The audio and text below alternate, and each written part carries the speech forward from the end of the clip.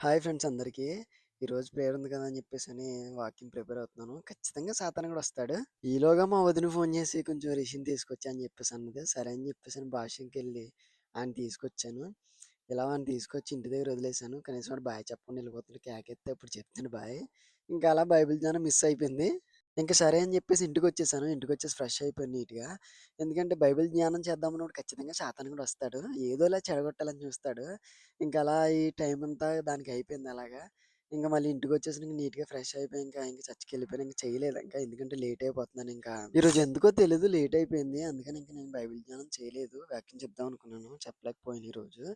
ఇంకా అలా వెళ్ళిపోయాను. ఫ్లాష్ మ్యాన్‌లిద్దరు ఇక్కడే ఉన్నారు. పరుగు పరుగున నా దగ్గరకొచ్చారు. ఇంక అలా మేము ముగ్గురం స్టార్ట్ అయిపోయాము దేవుని సన్నిధికి.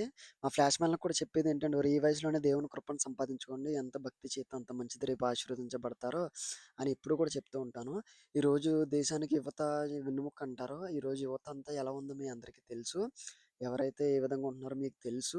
ఎంత భయంకరంగా ఉంటున్నారో మీకు తెలుసు. కాబట్టి నేను యువతకి చెప్పేదేంటంటే, ఈరోజు దేవుని కృపను మనం అందరం సంపాదించుకోవాలి. ఆయన నీడలో మనం అందరం ఉండాలి.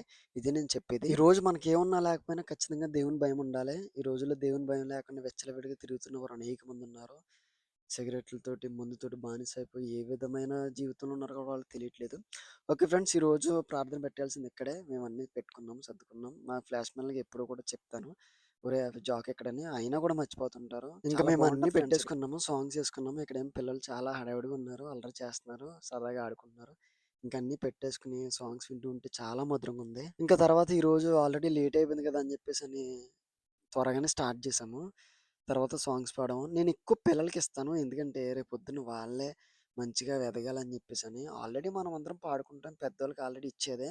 వాళ్ళకి ఆల్రెడీ వచ్చు. అందుకే నేనెక్కువ పిల్లలకి ఎక్కువ ప్రిఫర్ చేసేదేంటంటే సాంగ్స్‌కి ఎక్కువ వాళ్ళకి సమయం ఇస్తాను. ఎందుకంటే వాళ్ళు చక్కగా దేవుని బాటలో ఉంటారని. అందుకే నేనెక్కువ పిల్లలకిస్తాను. ఇంకా పాటలయిన తర్వాత ప్రార్థన. ప్రార్థన చేసుకున్నాము. ఫ్లాష్ మ్యాన్‌లిద్దరూ వీడియో తీస్తున్నానని జెప్పేసని చూడండి ఎలా కవర్ చేసుకుంటున్నారో ప్రార్థన చేసినట్టు. నిజంగా ఏంటో తెలీదు. యవ్వనస్తులకి ఈ రోజుల్లో ఎంత చెప్పినా కూడా బుర్రకెక్కుతుందో, ఎక్కట్లేదో నాకర్థం గాట్లేదు. సర్లే ఇంక దేవుడికి వదిలేస్తున్నాను. దేవుడు చూసుకుంటాడు. ఇలా లాస్ట్ ప్రార్థనకొచ్చేసాం మనం. ఇంకా చివరి ప్రార్థన చేసుకొని ఇంకా ఎండింగ్ ప్రేయర్‌లోకి మనం వచ్చేసాము. ఇంకా మీకు తెలిసిందే అయిపోయింది ప్రార్థన. తర్వాత టీలు.